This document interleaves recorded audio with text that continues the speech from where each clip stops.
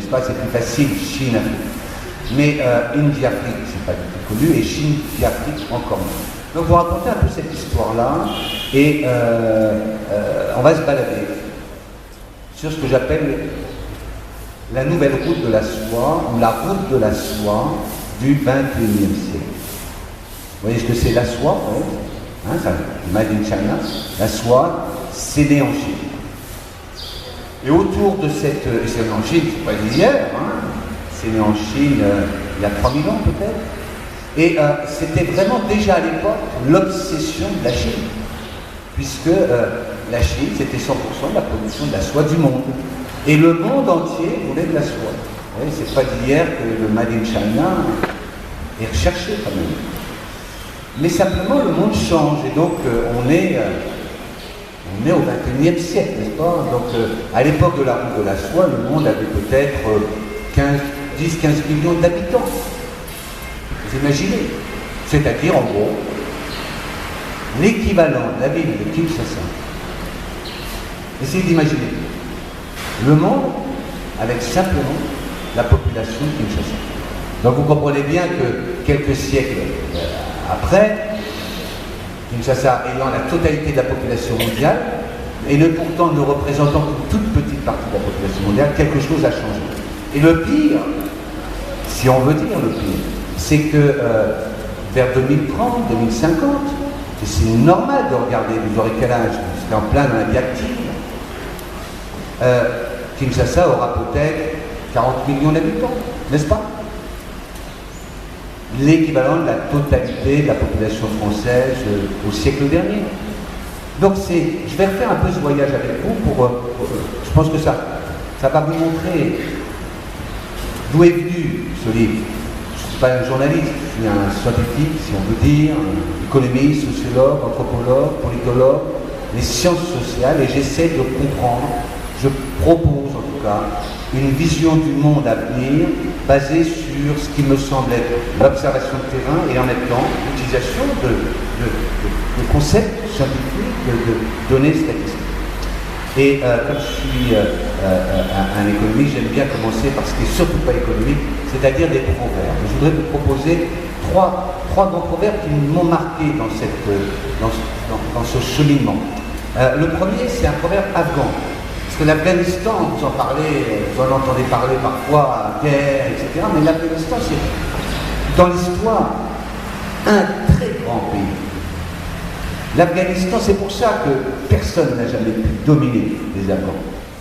Les Afghans, ce sont des gens extrêmement fiers, extrêmement intelligents, cultivés, qui ont développé des systèmes agricoles pour survivre dans ces zones totalement désertiques. Incroyables irrigations dans les villages.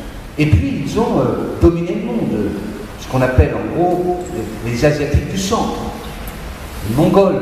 Ils avez entendu parler de l'empire de Gengis Khan, n'est-ce pas? Peut-être Gengis Khan. Khan, c'est le roi Gengis. C'était le plus grand empire qu'on ait jamais vu. L'empire romain à côté, c'est une petite bulette qui allait de Pékin jusqu'à l'Inde et puis à l'Europe. Les Afghans, ils disent qu'il y a des éléphants, doit avoir de grandes portes. Et j'aime bien ce proverbe, cette expression, parce qu'on est dans un monde où vous avez des continents éléphants. La Chine, 1,3 milliard, va faire 1,5 milliard d'habitants dans quelques années. Comprenez bien que l'Europe, ça n'a rien à voir en termes de dimension. L'Europe, si je prends la partie occidentale, c'est 200 millions d'habitants. Elle n'a jamais été amenée à penser des continents de cette taille.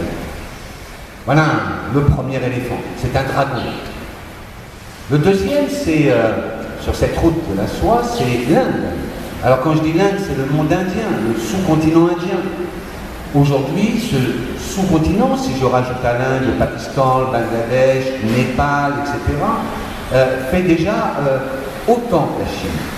Et comme sa démographie est plus rapide, l'Inde va faire en 2030, le sous-continent va dépasser de 400 millions la population chinoise. Alors, vous voyez déjà, l'éléphant chinois fait un peu peur, le dragon chinois fait un peu peur. et vous avez là un continent que vous ne connaissez pas très bien, mais que j'ai pu voir dans les rues ce matin, hier, avec RTL. RTL, c'est le grand leader des télécommunications en Inde et qui en Afrique développe extrêmement bien son business, même si des fois ça ne marche pas très bien non plus. Ils découvrent un autre marché, mais ils ont inventé un concept du business qui est la minute de téléphone. Alors ça coûte 1 roupie et avec $1, vous avez 50 roupies. Donc vous voyez, c'est pour ceux qui font un peu de mathématiques dans la tête, ça fait combien de cents?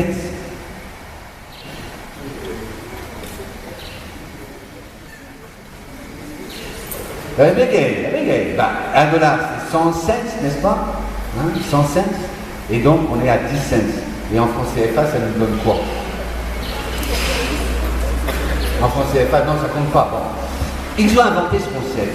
La minute de communication pour 1 roupie, 1/50 de $. Et le SMS gratuit, c'est chez eux. C'est né chez eux. Pourquoi? L'obsession, quand vous avez 1 milliard d'habitants qui vont téléphoner, c'est d'utiliser au mieux à 100% le réseau mobile. Ça coûte cher pour construire des tours, n'est-ce pas? Dans les pays occidentaux, c'était pas grave si c'était pas très utilisé. L'important, c'était de maximiser le profit. Dans un pays comme l'Inde, c'était d'utiliser à 100% ces réseaux. Et pour utiliser à 100% ces réseaux, le mieux, c'est entre 2 appels, on fait passer des petits paquets qu'on appelle des SMS. Et puis, vous voyez qu'en Afrique, quand RTL est arrivé, il est arrivé avec ce business model et il a cassé le marché. Vous êtes beaucoup trop jeune pour vous rappeler de ça, mais il y a quelques années, mon premier voyage en Afrique, il y avait évidemment quasiment pas de mobile, et à l'époque, c'était l'abonnement par mois, $150 US. Ils ont cassé la machine. Et puis c'est Tata, c'est dans les motos, vous avez peut-être vu Hero, hein, la moto Hero, qui fait concurrence à la chinoise Boxer. Hein, elles se ressemblent toutes parce que c'est des copies en fait des motos japonaises, tout simplement. Simplement, le Japon a vieilli, il s'est un peu assoupi, et ces deux grandes puissances, deux grands éléphants, l'Inde et la Chine, sont au contraire en pleine phase émergente. Le premier constructeur mondial de motos, ce n'est pas la Chine, c'est l'Inde avec 60 millions de motos par an. Le Japon, au maximum de sa production, c'était 8 millions, 9 millions.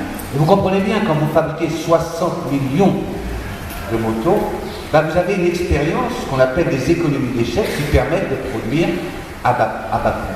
Combien ça consomme une moto Hero en essence? Personne n'a une moto ici? Ou dans sa famille? Je ne parle pas vous, vous n'avez pas le droit, vous encore si. C'est quel âge ici avant d'utiliser la moto?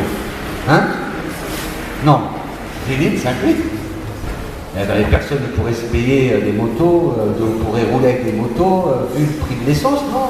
Si j'ai bien compris, même si c'est Total qui est très gentil, ça fait quand même 1500 bahts, comme on dit, le litre. Donc si ça consommait 5 ou 10 litres pour 100, non. Ça consomme 1 litre pour 100 km. 1 litre.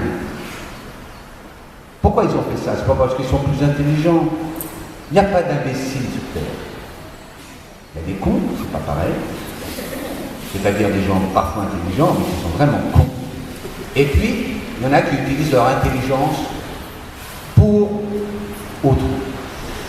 Même s'ils font des profits, peu importe. C'est pas ça les profits. Heureusement qu'on peut en faire des profits. L'important, c'est que ces profits ne se passent pas au détriment du reste. Quand vous produisez des moteurs qui font 1 litre au 100, vous comprenez bien que ça permet aux milliards d'Indiens ou de Chinois d'accéder à des motos quand le litre d'essence est de plus d'1 euro, n'est-ce pas? C'est tout à ici. Pourquoi ils ont fait ça? Tout simplement parce que la moto japonaise déjà était peu consommatrice, mais eux, ils ont une contrainte encore plus grande, c'est que les 2 tiers de la population, elle a moins de $2 par jour. Donc elle ne peut pas mettre $1 par jour dans son essence. Avec quoi on va manger après? Donc ils ont inventé ce genre de modèle. Ils ont perfectionné les machines avec cette obsession, frugalité. Ça, c'est les 2 éléphants. Alors, je vous ai dit que j'allais vous raconter un peu le voyage. Comment il m'est arrivé de tomber là-dedans.